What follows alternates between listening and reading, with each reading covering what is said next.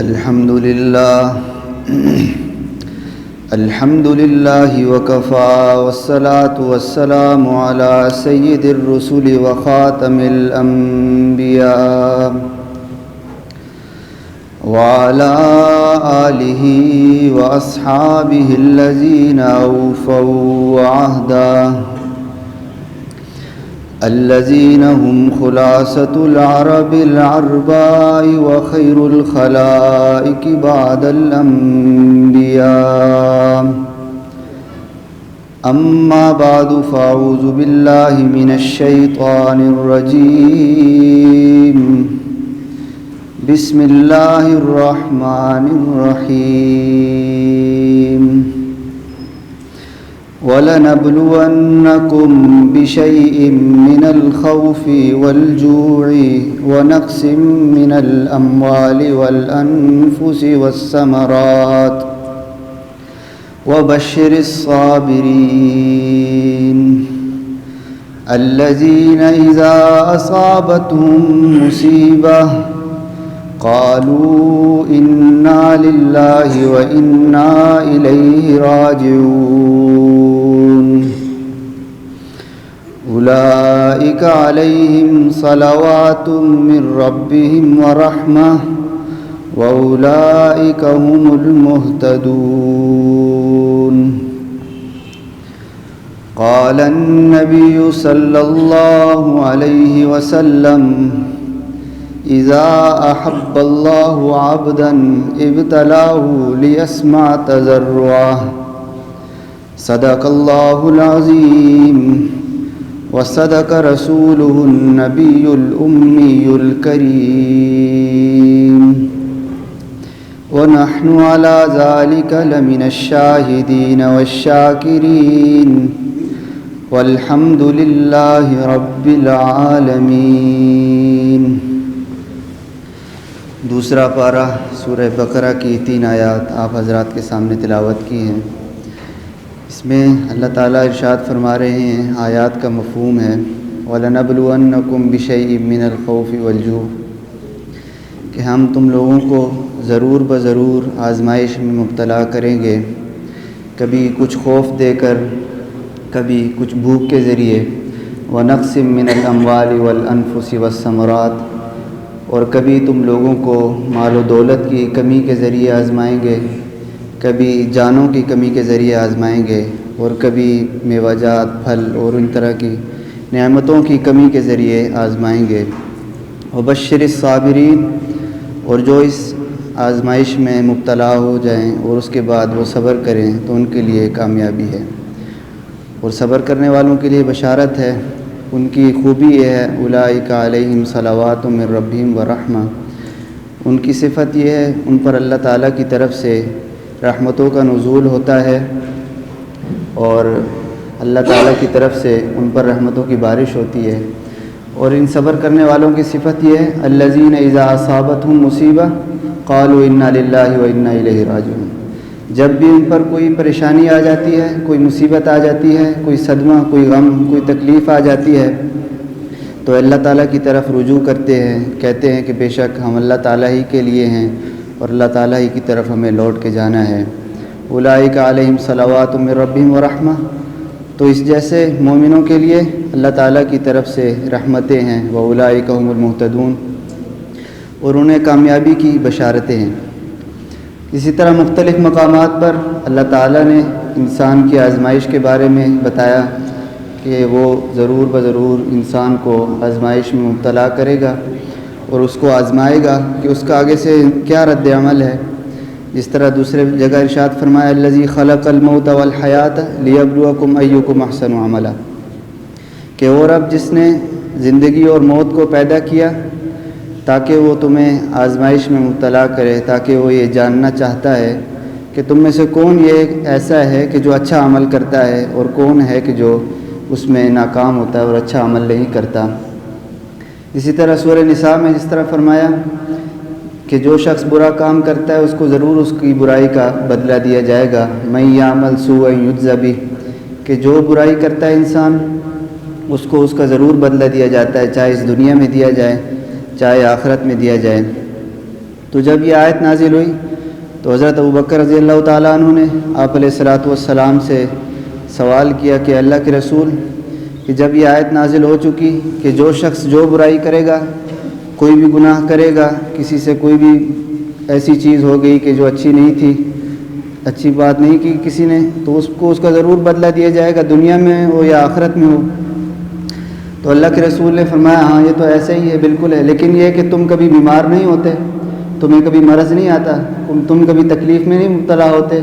کبھی مصائب نہیں تم پر پڑتے؟ تو انہوں نے کہا جی اللہ کے رسول، مصائب اور پریشانیاں اور تکلیفیں تو آتی رہتی ہیں۔ تو فرمایا کہ یہی وہ جو مصائب اور تکلیفیں اور پریشانیاں ہیں، یہی اللہ کی طرف سے تمہارے ان گناہوں کا،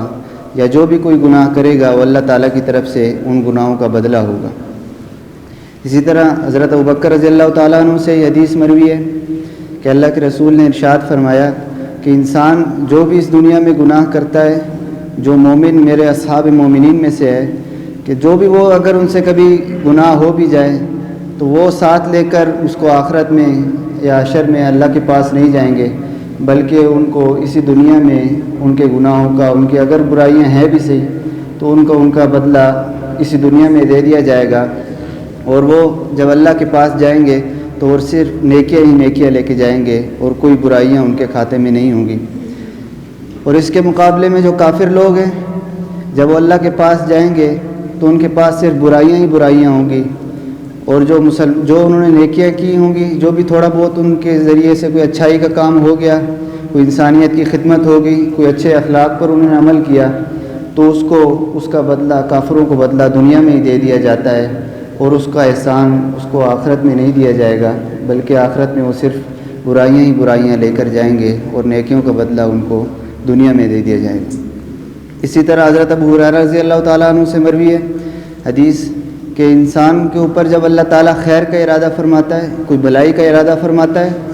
تو انسان کو پریشانیوں میں مبتلا کر دیتا ہے، انسان پر غم آ جاتے ہیں۔ پھر جب وہ غموں اور تکلیفوں میں اللہ تعالیٰ کی طرف رجوع کرتا ہے، عاجزی پیش کرتا ہے، گریہ زاری کرتا ہے، اللہ کی طرف دعا کرتا ہے، تو اس کے درجات بلند ہوتے ہیں، اور یہ اس کے لیے خیر کا سبب بنتا ہے، اس کے گناہ معاف کیے جاتے ہیں اس کے ذریعے۔ اسی طرح حضرت ابو موسیٰ اشعری رضی اللہ تعالیٰ عنہ سے حدیث ہے کہ انسان پر جب برائیاں کرتا ہے تو اس کے بدلے میں اس پر عذاب آتا ہے، یا اس کے اوپر کوئی تکلیف آتی ہے، مصائب آتے ہیں، پریشانیاں، صدمے، غم آتے ہیں، تو اس کے گناہوں کو معاف کیا جاتا ہے۔ لیکن یہ کہ جو اس کے گناہ معاف کیے جاتے ہیں، اور جس پریشانی کے بدلے میں اس کے گناہ معاف کیے جاتے ہیں، وہ پریشانی اور مصائب اور وہ تکلیفیں بہت تھوڑی ہوتی ہیں، لیکن جو گناہ اس کے معاف کیے جاتے ہیں وہ بہت زیادہ معاف کر دیے جاتے ہیں۔ اللہ تعالیٰ کی یہ رحمت کا یہ ایک واضح مثال ہے کہ انسان پر تکلیفیں اس معیار کی نہیں آتی، لیکن اللہ تعالیٰ کی طرف سے جو گناہ معاف کیے جاتے ہیں وہ بہت زیادہ معاف کر دیے جاتے ہیں۔ اور اسی طرح جو حدیث خطبے میں تلاوت کی، اذا احب اللہ عبدا ابتلاہ لیسمع تضرعہ، بعض روایت میں آیا حتی یسمع تضرعہ، کہ بعض اوقات جب اللہ تعالیٰ کسی اپنے خاص بندے کو پسند کرتا ہے، محبت کرتا ہے، کسی سے پیار کرتا ہے، تو اس کو وہ کسی پریشانی میں، کسی مصیبت میں مبتلا کر دیتا ہے۔ تو فرشتے ان سے پوچھتے ہیں اللہ تعالیٰ سے کہ یا اللہ پاک، آپ کا تو یہ خاص بندہ تھا، پسندیدہ بندہ تھا، آپ تو اس سے بڑی محبت کرتے ہیں، آپ نے اس کو اس پریشانی میں کیوں مبتلا کر دیا؟ تو اللہ تعالیٰ ان فرشتوں کو ان کے سوال کا جواب دیتے ہیں کہ تم صحیح کہتے ہو، یہ تو میرا خاص آدمی تھا، میں تو اس کو پسند کرتا ہوں، یہ تو بہت اچھا آدمی ہے، نیک آدمی ہے، لیکن جب میں نے اس کو مصیبت میں مبتلا کرنا ہے، اور اس کے بعد جب اس نے مجھ سے گریہ زاری کرنی ہے، میرے سے دعا کرنی ہے، میرے سامنے عاجزی پیش کرنی ہے، اور میرے آگے جب روئے گا، تو اس کی جو یہ آواز ہے، اس کی جو یہ پکار ہے، اس کا جو یہ رونا ہے، اس کو میں پسند کرتا ہوں۔ میں چاہتا ہوں کہ یہ آگے میرے روئے اور میرے سامنے اپنے مصائب اور پریشانیوں کو بیان کرے۔ جب وہ میرے آگے مسائل اور غم اور صدمے بیان کرتا ہے تو اس کی جو کیفیت ہوتی ہے، وہ جو حالت ہوتی ہے، وہ مجھے بہت پسند ہے۔ تو اس لیے میں چاہتا ہوں کہ یہ میرے آگے روئے، اس لیے میں نے اس کو اس پریشانی میں مبتلا کیا، اور جب وہ اس پریشانی میں مبتلا ہوگا اور دعا کرے گا اور میرے آگے روئے گا، تو یہ میری طرف سے ناراضگی کے لیے نہیں ہے، یہ میری طرف سے اس کے لیے رحمت کی طرف سے ہے۔ یعنی میں ناراض نہیں ہوں اس سے کہ میں اس کو پریشانی میں مبتلا کر رہا ہوں، بلکہ یہ میری رحمت ہے کہ میں اس کو اس پریشانی میں مبتلا کیا. اور یہ جب دعا کرے گا پھر وہ جو اس کے گناہ معاف ہوں گے، پھر وہ جو مصائب سے نکلے گا تو اللہ تعالیٰ کی طرف سے اس کے گناہوں کا جو کفارہ بنے گا اور اس کے درجات بلند کرنے کا، اجر و ثواب میں اضافے کا ذریعہ بنے گا. تو مصائب اور پریشانیاں انسان پر اللہ تعالیٰ کی طرف سے دو وجوہات کے ذریعے آتی ہیں. ایک یہ کہ انسان کے اوپر اللہ تعالیٰ کی طرف سے کوئی مصائب پریشانیاں آ جائے، وہ اس پر عذاب کی صورت میں ہوں، یعنی اللہ تعالیٰ کی طرف سے اس پر قہر آ رہا ہے، اس پر اللہ تعالیٰ ناراض ہے. تو اس کی یہ صورت ہے کہ بے شک اللہ تعالیٰ نے اس کا بدلہ، برائیوں کا بدلہ قیامت میں دینا ہے اس کو. لیکن بعض دفعہ اللہ تعالیٰ انسان کے گناہ اگر حد سے زیادہ بڑھ جائیں تو اس کا کچھ حصہ انسان کو اس دنیا میں بھی دے دیتا ہے تاکہ یہ سیدھے راستے کی طرف آ جائے اور برائیوں کو چھوڑ دے. اسی طرح قرآن میں فرمایا وَلَنُذِيقَنَّهُم مِّنَ الْعَذَابِ الْأَدْنَىٰ دُونَ الْعَذَابِ الْأَكْبَرِ لَعَلَّهُمْ يَرْجِعُونَ، کہ ہم ان کو ضرور چکھائیں گے، جو برے لوگ ہیں ان کو بڑے عذاب سے پہلے، یعنی جہنم کے عذاب سے پہلے تھوڑا سا عذاب اس دنیا میں بھی ضرور چکھائیں گے، تاکہ ہم چاہتے ہیں کہ وہ واپس نیکی کی طرف لوٹ آئیں اور برائیوں سے بچ جائیں. ایک تو یہ صورت ہے انسان پر جو تکلیفیں آتی ہیں کہ وہ اللہ تعالیٰ کی طرف سے ایک تنبیہ ہوتی ہے کہ انسان لوٹ آئے اور رجوع اللہ کر لے. اور دوسری صورت یہ ہے کہ اللہ تعالیٰ کسی شخص کو جس طرح حدیث میں بیان کیا کہ پسند کرتا ہے تو وہ چاہتا ہے کہ اس کے درجات بلند کیے جائیں، اس کے اجر و ثواب میں اضافہ کیا جائے اور اس کے منزلیں اور مراتب آخرت کے اعتبار سے بھی اور دنیا کے اعتبار سے بھی اعلیٰ کر دیے جائیں. تو اس کو اس لیے مبتلا کرتا ہے، اور یہ اللہ تعالیٰ کی طرف سے ناراضگی کی صورت میں نہیں ہے بلکہ اللہ تعالیٰ کی طرف سے پیار کی صورت میں ہے. تو یہ دو قسم کی وجوہات ہیں جن کے ذریعے سے اللہ تعالیٰ، جن کی وجہ سے اللہ تعالیٰ کی طرف سے انسان پر مصائب اور پریشانی آتی ہیں. تو اس میں فرق کس طرح کیا جائے کہ یہ پریشانی، یہ مصیبت، یہ انسان پر جو غم صدمہ آیا ہے، یہ اللہ تعالیٰ کی طرف سے قہر ہے، عذاب ہے، یا انسان پر اللہ تعالیٰ کی شفقت کا، اللہ تعالیٰ کی پسندیدگی کا ایک اظہار ہے. تو اگر انسان ایسا ہے کہ جب اس پر کوئی پریشانی آ جائے، کوئی عذاب آ جائے، اس کی علامت یہ ہے کہ جب وہ اللہ تعالیٰ سے شکوے شکایات کرنا شروع ہو جائے کہ یا اللہ نعوذ باللہ میں ہی ملا تھا اس طرح کی پریشانی کے لیے، یا یہ چیزیں مجھ پر ہی کیوں آتی ہیں، اور اللہ تعالیٰ سے گلے شکوے کرنے لگ جائے اور اللہ تعالیٰ سے بدگمان ہو جائے نعوذ باللہ، اور نعوذ باللہ تقدیر پر رد شروع کر دے کہ یہ کیسی تقدیر ہے کہ میرے ذمے ساری دنیا کی مصائب اور پریشانی لکھی ہے، اور باقی ساری وہ اعمال کر رہا ہے، یعنی اس مصیبت سے بچنے کے لیے ظاہری ہاتھ پیر مار رہا ہے، دنیا کے اسباب وہ اختیار کر رہا ہے، لیکن اللہ تعالیٰ کی طرف رجوع نہیں کرتا. پہلے جو کچھ تھوڑی بہت عبادات کرتا تھا، نمازیں پڑھتا تھا، ذکر اذکار کرتا تھا، اس کو بھی وہ چھوڑ چکا ہے اور اللہ تعالیٰ سے بدگمان بھی ہو گیا، اللہ تعالیٰ سے گلے شکوے شروع کر دیے. تو خطرہ اس بات کا ہے کہ یہ جو اس پر تکلیف ہے، یہ پریشانی ہے، یہ عذاب آیا ہے، یہ اللہ تعالیٰ کی ناراضگی کی وجہ سے آیا ہے. اور دوسرا وہ شخص کہ جس پر اللہ تعالیٰ کی رحمت کی وجہ سے، اللہ تعالیٰ کی پسندیدگی اور محبت کی وجہ سے کوئی تکلیف پریشانی آ جائے، تو اس کی علامت یہ ہے کہ بے شک اس پر جتنی بڑی تکلیف بھی آ جائے وہ اللہ تعالیٰ سے کبھی بھی بدگمان نہیں ہوتا، کبھی بھی اس طرح کی باتیں نہیں کرتا کہ یا اللہ پاک میں ہی ملا تھا، یا اس طرح کی پریشانیوں کے لیے مجھے کیوں چنا گیا، یا یہ کہ اللہ تعالیٰ سے گلے شکوے نہیں کرتا بلکہ اللہ تعالیٰ کی طرف اور رجوع اللہ کرتا ہے اور اللہ تعالیٰ سے دعا مانگتا ہے یا اللہ پاک مجھے اس چیز سے نکال دے، اور اللہ تعالیٰ سے جتنی پہلے وہ عبادت کرتا تھا اس سے زیادہ وہ اسی طرح کی عبادت میں اور لگ گیا ہے. تو یہ شخص جو اللہ تعالیٰ کی طرف رجوع کر رہا ہے، اللہ تعالیٰ سے مانگ رہا ہے، اللہ تعالیٰ کے آگے رو رہا ہے، تو یہ شخص وہ ہے کہ جس سے اللہ تعالیٰ محبت کرتے ہیں. وہ اس پر جو عذاب نازل ہوا ہے تو یہ اس کے اللہ تعالیٰ کے قہر کی وجہ سے نہیں ہوا بلکہ اس کی پسندیدگی کی وجہ سے ہوا ہے. بعض لوگوں کے سوچ میں یہ بات آ سکتی ہے کہ اللہ تعالیٰ اگر کسی سے پسند کرتا ہے، کسی کو پسند کرتا ہے، کسی سے محبت کرتا ہے تو اس پر وہ تکلیف کیوں ڈالے گا. کسی سے انسان محبت کرے تو اس کے لیے تو وہ ہر خیر، ہر اچھائی، ہر آسانی مانگتا ہے. تو اللہ تعالیٰ اگر کسی سے محبت کر رہا ہے تو اس کو تکلیف میں کیوں مبتلا کرتا ہے. تو اس کا جواب یہ ہے کہ یہ دنیا جو ہے یہ اللہ تعالیٰ کی طرف سے انسان کے لیے مصائب کے لیے ہی بنی گئی ہے. یعنی کوئی بھی شخص اس دنیا میں ایسا نہیں کہ وہ اللہ تعالیٰ کی طرف سے مکمل راحت میں ہو، کیونکہ یہ عالم ہی ایسا ہے. وہ قیامت میں، جنت میں انسان کی اللہ تعالیٰ کی طرف سے ہر قسم کی راحت میں ہوگا. اس دنیا میں چاہے جتنا بڑا بھی کوئی نبی ہو، پیغمبر ہو، رسول ہو، ولی ہو، چاہے کتنا بڑا دنیاوی اعتبار سے ہو، بادشاہ ہو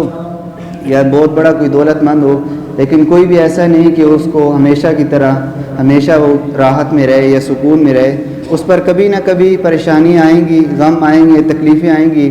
آج خوش ہوگا تو کل ناراض ہوگا، آج اس کے لیے حالات اچھے ہیں تو کل کچھ اور ہوں گے، یا آج برے ہیں تو کل اچھے ہوں گے. دنیا کا یہ نظام ہے، اس طرح چلتا ہے. کبھی وہ دن بدلتا ہے، کبھی اچھے کرتا ہے، کبھی برے کرتا ہے. تو یہ تو عالم اسی طرح ہی ہے، اس پر تو اسی طرح ہی رہنا ہے. انسان کو اسی طرح یہاں پر زندگی گزارنی ہے. یہاں پر کبھی تکلیف ہوگی، کبھی آسانی ہوگی. اس کی تو کوئی اللہ کے نزدیک حیثیت نہیں ہے انسان کے لیے اس دنیا میں. اسی طرح ایک قصہ ہے حضرت خضر علیہ السلام کا کہ اس سے ایک شخص کی ملاقات ہو گئی. تو اس کے دل میں یہی سوال آتے تھے کہ میرے اوپر ہی ساری پریشانیاں، سارے غم، سارے صدمے آتے ہیں. تو میں حضرت سے دعا کی درخواست کرتا ہوں کہ اللہ تعالیٰ سے دعا کر دیں کہ میرے یہ ساری تکلیفیں، غم، صدمے، پریشانیاں جو ہیں میرے اوپر جو بھی ہیں وہ ختم ہو جائیں، اور جتنی بھی میری زندگی رہ گئی ہے وہ میں آسانی سے، سکون سے، راحت سے گزار سکوں. تو حضرت سے درخواست کی کہ یا اللہ حضرت میرے اوپر غم آ گئے، تکلیفیں آ گئی، تو آپ میرے لیے دعا کر لیں کہ میں ہمیشہ راحت میں رہوں، میرے اوپر کبھی تکلیف نہ آئے.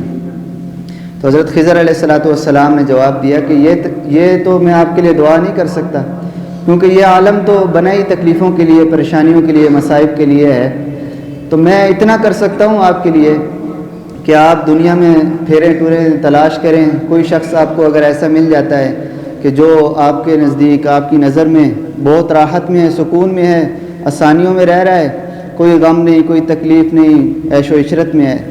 تو وہ اس کا پتہ آپ مجھے ذرا بتا دیجئے گا.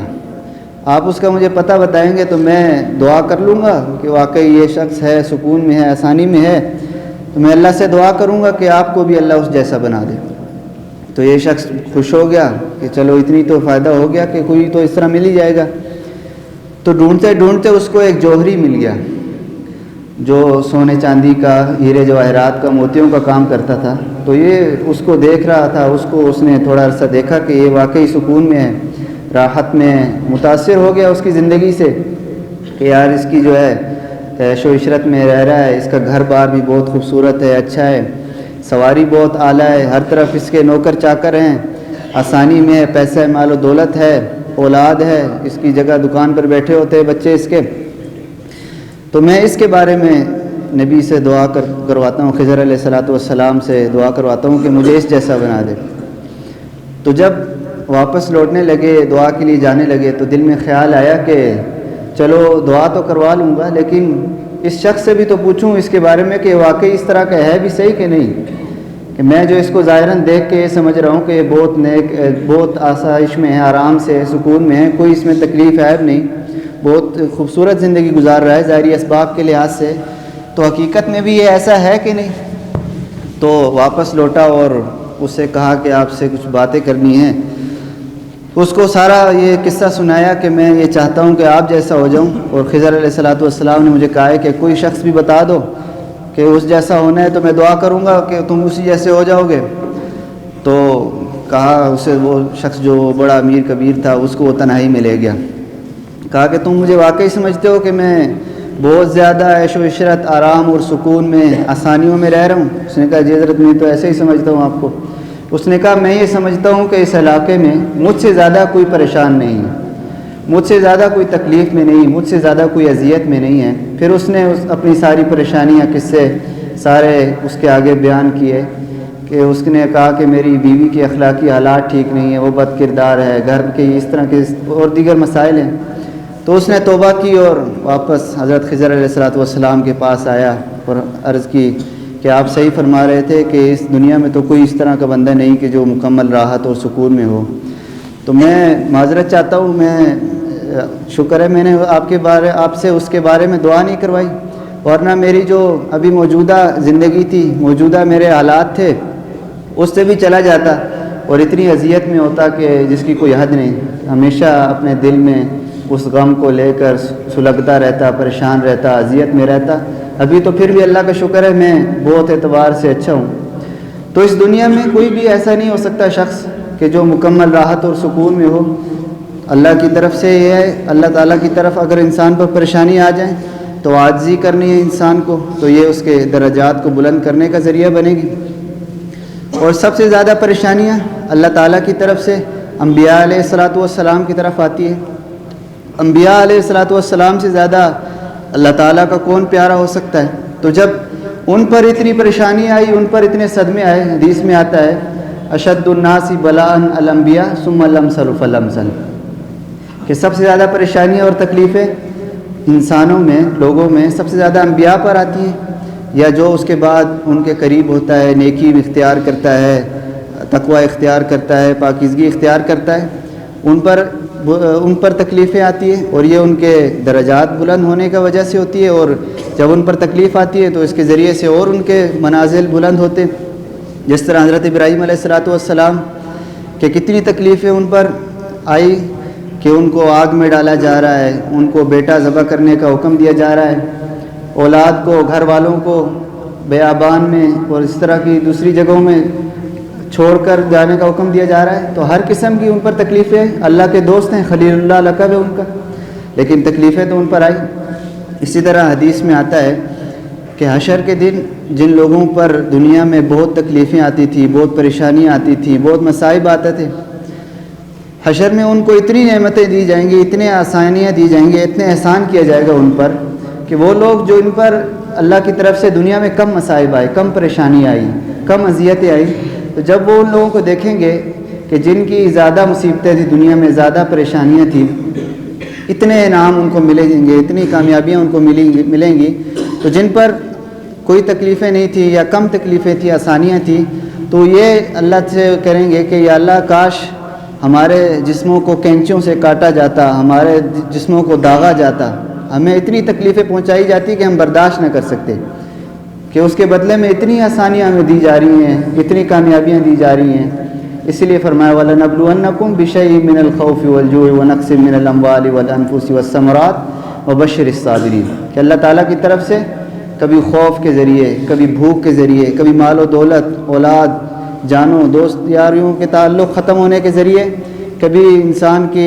ظاہری اسباب بند ہونے کے ذریعے، کبھی ظاہری انعامات کم ہونے کے ذریعے انسان کو آزمائش میں مبتلا کیا جاتا ہے۔ پھر دیکھا جاتا ہے کہ کیا اس کا رد عمل ہے، انسان اپنے رد عمل سے پہچانا جاتا ہے، اور پھر وہ جب قالوا انا للہ و انا الیہ راجعون، جب وہ اس کا اس طرح کا آگے سے رد عمل پیش کرتے ہیں کہ ہم اللہ ہی کے لیے ہیں اور اسی کی طرف رجوع کرنا ہے، تو اللہ تعالیٰ کی طرف سے وبشر الصابرین، ان ایسے صابر لوگوں کے لیے خوشخبری ہے، اولئک علیہم صلوات من ربہم ورحمہ واولئک هم المہتدون، اور اللہ تعالیٰ سے اپنے جو بھی انسان کی تکلیفیں پریشانیاں ہیں اسے، کیونکہ اللہ تعالیٰ کی حکمت ہے اس میں، ہمیں تو ظاہری اپنی کم عقلی اور کم فہمی کی وجہ سے ظاہری طور پر یہ سمجھ نہیں آتا کہ انسان کے اوپر کس وجہ سے یہ پریشانی، کس وجہ سے یہ تکلیف آئی، لیکن اللہ کو تو علم ہے کہ اس نے کس وجہ سے انسان پر یہ تکلیف ڈالی۔ اسی طرح ایک قصہ لکھا ہے سمجھانے کے لیے کہ ایک شخص تھا یہودی، اس پر موت کا وقت قریب آ گیا، وہ حالت مرگ میں تھا، اور ایک مسلمان تھا، اس پر بھی اسی طرح ہی آخری وقت آ گیا موت کا، تو دونوں کے دل میں ایک ایک آرزو پیدا ہوئی۔ یہودی کے دل میں یہ آرزو پیدا ہوئی کہ مچھلی کھاؤں، کہیں سے مچھلی مل جائے، مچھلی کا شوق پیدا ہوا، مچھلی کی خواہش پیدا ہوئی، اور مسلمان جو تھا اس کے دل میں روغن زیتون کھانے کی خواہش پیدا ہوئی۔ تو اللہ تعالیٰ نے دو فرشتوں کو بلایا اور کہا، ایک کو کہا کہ تم فلاں علاقے میں جاؤ اور دیکھو کہ ایک یہودی ہے، وہ آخری وقت میں چل رہا ہے، اس پر موت آنے لگی ہے، اس کا آخری وقت ہے، بیمار چل رہا ہے، تو جاؤ، اس کو مچھلی کی خواہش ہوئی ہے، کہیں سے مچھلی لے جاؤ اور اس کے گھر میں جو تالاب ہے اس میں جا کے ڈال دو تاکہ وہ کھا لے اور اس کی وہ خواہش پوری ہو جائے اور مر جائے۔ اور دوسرے فرشتے کو یہ کہا کہ تم جاؤ فلاں علاقے میں، ایک مومن میرا خاص بندہ ہے، بڑا محبوب ہے، مجھے بڑی محبت کرتا ہوں، وہ بھی آخری وقت میں چل رہا ہے، اس کو روغن زیتون کھانے کی خواہش ہوئی ہے، تو تم جاؤ، اس کی الماری میں روغن زیتون پڑا ہوا ہے، اس کو وہاں سے لو اور باہر جا کے اس کو ضائع کر دو، ختم کر دو۔ تو یہ بڑی عجیب بات تھی ظاہراً دیکھ کر کہ ایک کافر ہے، اس کی خواہش کو پورا کیا جا رہا ہے، کہیں سے دور سے مچھلی اٹھا کر اس کے تالاب میں ڈال دی اور یہاں پر اس کے پاس زیتون پڑا ہوا ہے اور اس کو ضائع کرنے کا حکم دیا جا رہا ہے۔ تو جو کافر کے بارے میں اللہ تعالیٰ نے ارشاد فرمایا وہ اس وجہ سے کہ اگر کافروں کی کوئی اچھائی کوئی نیکی اس دنیا میں ہو، بے شک وہ مکلف نہیں اس چیز کے کہ ان کو اس کا بدلہ اچھائی میں دیا جائے، لیکن اللہ تعالیٰ کی رحمت ہے کہ اگر ان سے کبھی کوئی اچھائی کام ہو بھی جائے تو اس کا بدلہ اس دنیا میں لے کر جائیں، اور جب وہ آخرت میں آئے تو صرف ان کے پاس برائیاں ہو، کوئی ایسی نیکی نہ ہو جس کا بدلہ ان کو آخرت میں دیا جائے۔ تو یہ جو کافر تھا اس کے تو تمام نیکیاں تھیں، اس کا بدلہ اس دنیا میں اس کو دے دیا گیا تھا، لیکن ایک نیکی کوئی اس طرح تھی اس کی کہ جس کو اس کا بدلہ نہیں دیا گیا تھا، تو اللہ تعالیٰ نے کہا کہ تاکہ میرے پاس جب آئے تو اس کا حساب پورا ہو چکا ہو تو اس کی ایک خواہش پوری کر دو، تو یہ اس اچھائی کے بدلے میں اللہ تعالیٰ کی طرف سے بدلہ ہو جائے گا۔ اور جو مسلمان تھا اور جس کی روغن زیتون کھانے کی خواہش تھی، تو ویسے تو اس کے تمام گناہ اس کے اس بیماری کی حالت میں پورے ہو چکے تھے، ختم ہو چکے تھے، لیکن کوئی ایک آدھ چھوٹا موٹا گناہ رہ گیا تھا، تو اللہ تعالیٰ نے ارشاد فرمایا کہ میں اس کی اس خواہش کو رد کر کے اس کے دل پر ایک چوٹ لگانا چاہتا ہوں تاکہ اس کے بدلے میں اس کے اس گناہ کو معاف کر دوں، تاکہ جب میرے پاس آخرت میں آئے تو بالکل اپنے گناہوں سے صاف ستھرا اور کوڑا ہو کر آئے اور اللہ تعالیٰ کے سامنے اپنی نیکیاں ہی نیکیاں لے کر آئے اور کوئی برائیاں اس کے اندر نہ ہوں۔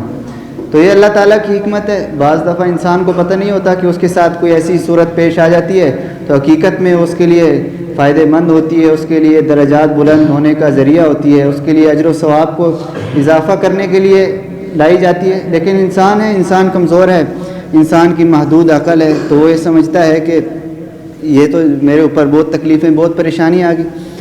تو انسان کے اوپر اللہ تعالیٰ کی طرف سے بعض دفعہ رحمت کی وجہ سے پریشانی آتی ہیں۔ تو ایک بزرگ تھے حضرت امداد اللہ مہاجر مکی رحمۃ اللہ علیہ، تو وہ اسی طرح بیان فرما رہے تھے، یہی مضمون تھا کہ وہ بیان کر رہے تھے کہ رحمت کی وجہ سے ہوتی ہیں انسان پر پریشانیاں، اور اسی طرح اللہ تعالیٰ درجات بلند کرتا ہے، بیماریاں بھی انسان پر، اس کی تکلیفیں بھی ساری اس کے منزلیں بلند کرنے کے لیے ہیں۔ تو مجلس میں بیٹھے تھے کہ اسی وقت ایک شخص آ گیا جو جذام کا مریض تھا، کوڑ کا مریض تھا، اس کا جسم زخم تھا اور اس کا جسم مکمل طور پر بہہ رہا تھا زخموں سے۔ تو جو سامنے مرید وغیرہ اور جو حاضرین تھے وہ اب بڑے پریشان ہوئے کہ حضرت تو ابھی یہ فرما رہے تھے کہ جتنی بھی انسان پر تکلیفیں آتی ہیں، پریشانیاں، غم، بیماریاں آتی ہیں، یہ انسان پر اللہ تعالیٰ کی طرف سے رحمت ہوتی ہے۔ تو اب یہ شخص آیا ہے اور یہ ضرور بضرور دعاؤں کی درخواست کرے گا، تو حضرت اس کے لیے کیا دعا کریں گے کہ اس کی رحمت کو اللہ دور کر دے؟ تو اس نے آیا اور دعاؤں کی درخواست کی، تو کہا ٹھیک ہے بیٹھ جاؤ، اور یہ عجیب دعا کی کہ یا اللہ پاک، ویسے تو یہ بیماری بھی آپ کی ہی طرف سے رحمت ہے، لیکن یہ شخص کمزور ہے، اس کے اندر یہ طاقت نہیں، یہ بھی اس بیماری کا تحمل نہیں کر سکتا، تو یا اللہ پاک تو اس بیماری والی نعمت کو صحت والی نعمت سے بدل دے۔ یعنی یہ تو ظاہراً ہمیں لگ رہا ہے کہ یہ تکلیف میں ہے، پریشانی میں ہے، لیکن یہ کہ صحت بھی اللہ کی طرف سے رحمت ہے، تو سارے کاموں کو ان اللہ علی کل شیء قدیر، سب چیزوں پر تو قدرت رکھتا ہے، تو یہ ظاہراً بہت مجھے تکلیف دہ محسوس ہو رہا ہے، تو تم اس کی ساری تکلیفوں کو دور کر کے اس کی صحت والی نعمت سے، صحت والی رحمت سے اس کو مالا مال فرما دے۔ اور اللہ تعالیٰ کے سامنے جو بھی انسان پر تکلیفیں پریشانیاں آ جائیں، اس پر عاجزی کے ساتھ، اپنے آپ کو گریہزاری کے ساتھ، اپنے آپ کو کمزور ثابت کر کے اللہ تعالیٰ کے آگے انسان کو بہادر نہیں بننا چاہیے، اکڑنا نہیں چاہیے۔ ایک تو یہ کہ معصیت میں نہیں اکڑنا چاہیے کہ انسان کوئی برائی کر رہا ہے اور اس پر اکڑ رہا ہے کہ دیکھتا ہوں کیا ہو جاتا ہے زیادہ سے زیادہ، یہ تو بالکل جائز نہیں کہ انسان گناہ کرے اور اس پر آگے سے اکڑ جائے اور تکبر کرنے لگ جائے کہ دیکھ لیتا ہوں اس کا کتنا مجھے برائی اثر ہوتا ہے، یہ تو بالکل جائز نہیں۔ لیکن بعض دفعہ کوئی انسان ایسا ہے کہ وہ خشک صوفی ہے کہ اس پر رحمت تو آ جاتی ہے، یعنی بیماری کو رحمت تو سمجھتا ہے، لیکن یہ کہ اس سے توبہ نہیں کرتا، بیماری کا علاج نہیں مانگتا، اور صرف جو ہے اس پر شکر ہی ادا کرتا جا رہا ہے۔ اسی طرح ایک واقعہ ہے کہ ایک شخص پر بیماری آ گئی تو وہ بہت زیادہ بیمار ہو گیا،